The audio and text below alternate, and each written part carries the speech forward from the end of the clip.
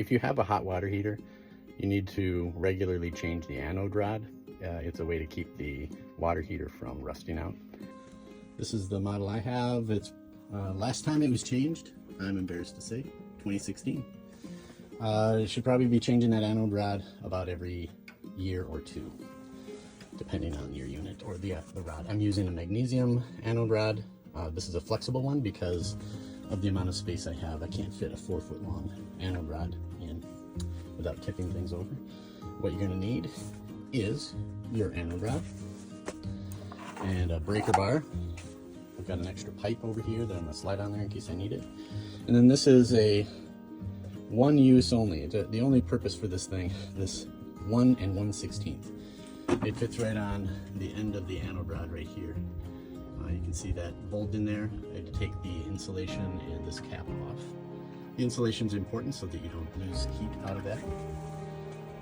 The steps to do this are written on the side of the box of the anode rod. But basically what you're going to do is turn off the water, depressurize the unit, drain about 2 gallons out of it so there's space on the top, and then take the anode rod out, replace the anode rod, making sure that you put some sort of thread seal around the top of it, and that's about it. So I'm going to get to it. Another thing that's a little unrelated to the anode rod, but you should be doing at least once a year, is there's this drain that's on the bottom of your water heater, and there's no handle on it, so most people don't do anything with it. But if you put a hose on there and you have a drain nearby like I do, or a bucket, you're supposed to flush out your water heater. Taking a flathead screwdriver, I'm just going to open this up with the hose on. Open it slowly. You can see it's relatively clear, but the more you open it,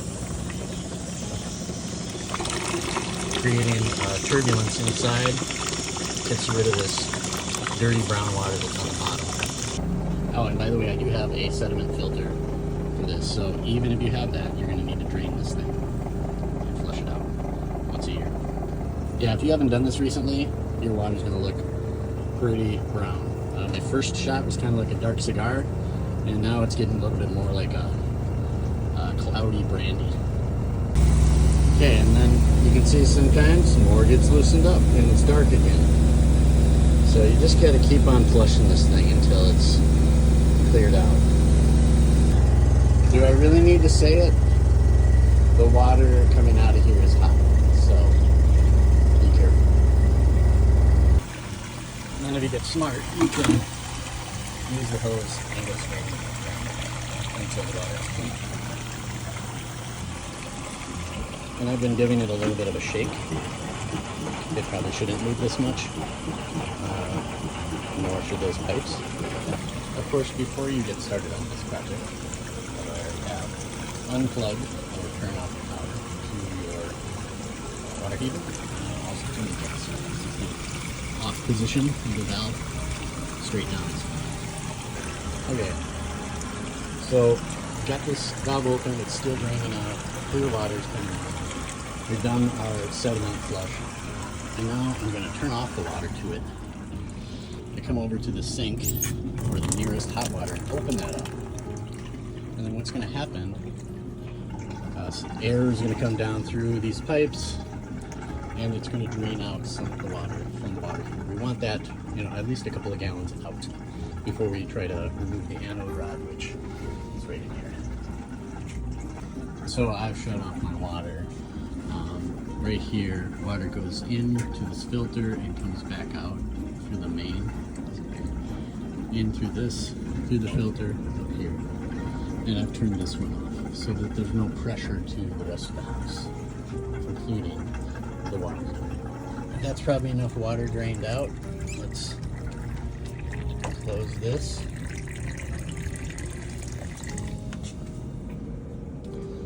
And get to the anode. Okay, got a breaker bar on here, lots of leverage, and my 1 1/16 socket on there. What I'm going to do is turn it. If the whole water heater turns, that's bad, but it looks like we just got the anodes turning. So we're in good shape. I'm going to take that out now. So let's take a look at this anode rod. It is at the very end of its life. Almost all the material has been corroded away. And to get this out, so to put a new one in would be really hard. It's going to hit the ceiling. That's why I have this one that is foldable, and I'll show you that in a second. But this one was ready to be changed. So if you're looking for an anode rod, I would recommend these, especially with a low ceiling. You're not going to get a 4-foot long rod into that water heater without some finagling.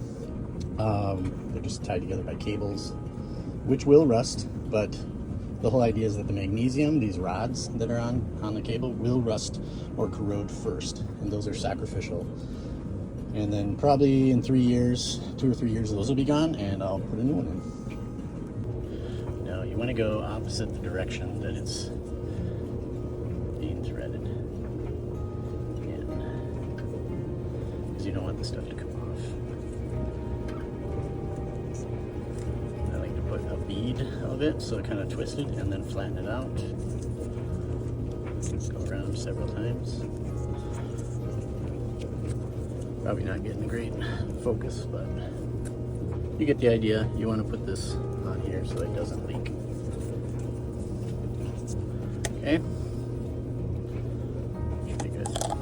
So it's easy as pushing that down in there. Oh, those are hot now because I had it in for a second. They just barely fit into the hole. You go down and you can see the threaded top. Just get that to grab flat. Yeah, there we go. A hand tighten it and then crank it down with the breaker bar, nice and tight.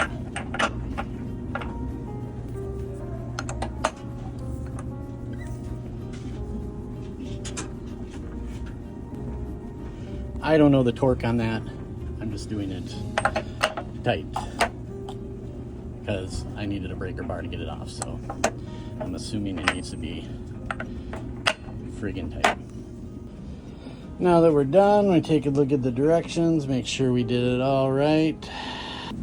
All right, so slowly turning on the cold water supply to the water heater. Here's this cold water supply. I'm going to slowly turn on.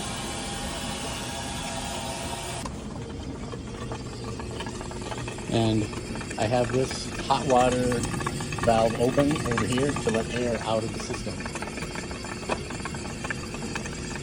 So when it starts coming out here, I know that this tank has filled up and it's coming out of there. So there we go. And I'm going to just let this flush for a bit. I'll probably do another flush on the bottom because this process disturbs a lot of those sediments. And that's replacing your anode rod on your water heater as well as flushing out the sediment. Hope you enjoyed.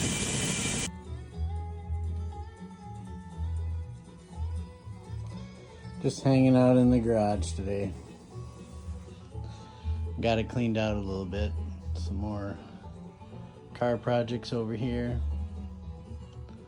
A little bit of snow falling outside. See, a little bit out there just.